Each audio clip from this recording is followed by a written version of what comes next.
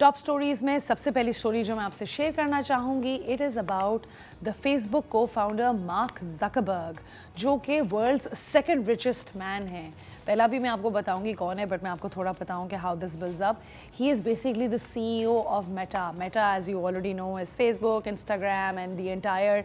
आप अगर देखें तो AI का जितना ज़्यादा ट्रेंड आ रहा है, मेटा भी उतना ज़्यादा जो है वो उठ रहा है। एंड ब्लूमबर्ग बिलियनियर्स इंडेक्स ने ये बताया है कि अब इनकी नेटवर्थ, मार्क ज़करबर्ग की नेटवर्थ इज़ $206.2 बिलियन, और ये जेफ बेजोस को क्रॉस कर चुके हैं।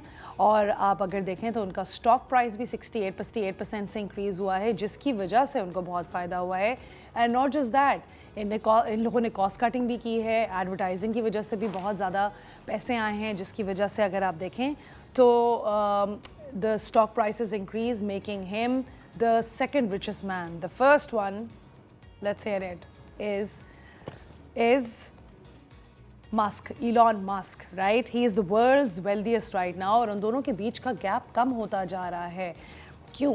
क्योंकि Mark Zuckerberg's Meta is picking up faster. And अगर आप देखें तो फ़िलहाल इलॉन मस्क जो है अगर टॉप पे है तो वो टॉप स्पॉट से बाय अबाउट $50 मिलियन और है। तो अगर आप देखें तो ये डिस्पैरिटी भी थोड़ी कम हो रही है, जिसका मतलब ये है कि growth and improvement overall show हो रही है। AI टेक्नोलॉजी की वजह से भी बहुत फ़ायदा हो रहा है, और यही स्ट्रैटेजीज़ हैं जो बेनिफिट कर रही हैं। अब हम आ जाते हैं अपनी सेकंड टॉप स्टोरी की तरफ, जो है the national aesthetics championship is set for November. 52nd national championship place की जाएगी इन मुल्तान कंटोनमेंट, और ये एक्सपेक्टेड है in the last week of November 2024। अगर आप देख सकते हैं तो अरशद नदीम की तस्वीर भी चल रही है। He has recently won the historic Olympic gold medal, जिसकी वजह से बहुत एक जोश और वलवला बढ़ा है हमारी सोसाइटी के अंदर और हमारे अवाम के अंदर कि हम भी पार्टिसिपेट करें in all of these championships, which I think is amazing, because ये रिन्यूड इंटरेस्ट इंश्योर करेगा कि हमारे पास इस तरह के ऑल गोल्ड मेडल्स इंशाल्लाह कल आएँ और पाकिस्तान का नाम और रोशन हो, राइट? सो ये नेशनल एस्थेटिक चैम्पियनशिप जो है ये एक वार्म अप होगा। एक्चुअल गेम जो है वो 35th national game will be taking place in Karachi Jain के अंदर या फेब के अंदर नेक्स्ट ईयर, और नेक्स्ट ईयर भी बस करीब ही है, आप समझें। और नेशनल चैम्पियनशिप जो है ये this will serve as a perfect follow up to 2025 South Asian Games as well, जो कि लाहौर में फेब में खेली जाएंगी, राइट?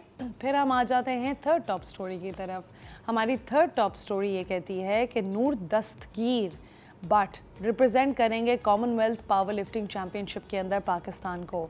ये 26 year old Commonwealth gold medallist हैं और ये गुजरांवाला से बिलोंग करते हैं, और ये जो है वो कॉमनवेल्थ पावर लिफ्टिंग चैम्पियनशिप में पार्ट लेंगे, जो कि साउथ अफ्रीका में हो रही है, जिसको हम एक सन सिटी कहते हैं।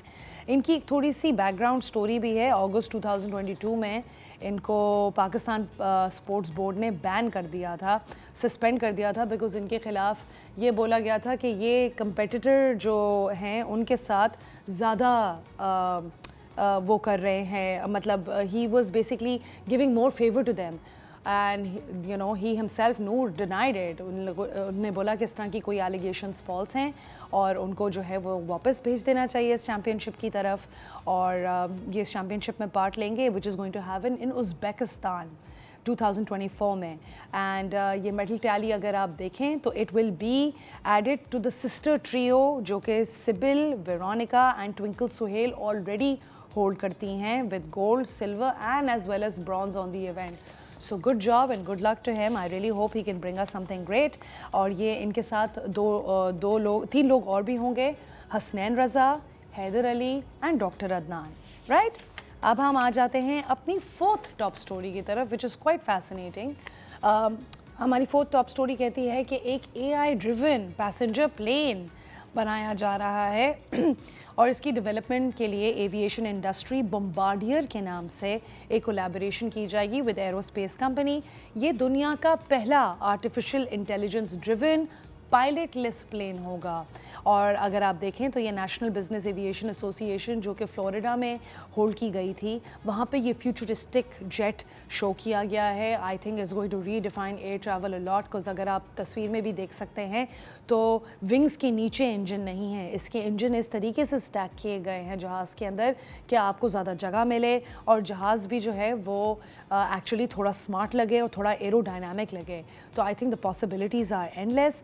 ज़्यादा स्पेशियस है, मीडियम साइज कैबिन है और लाउंज है, कॉकपिट एरिया है पूरा, और you know it will be a very good flying experience. Sustainable fuel भी है इसके अंदर, और या I mean I would love to actually see how this functions.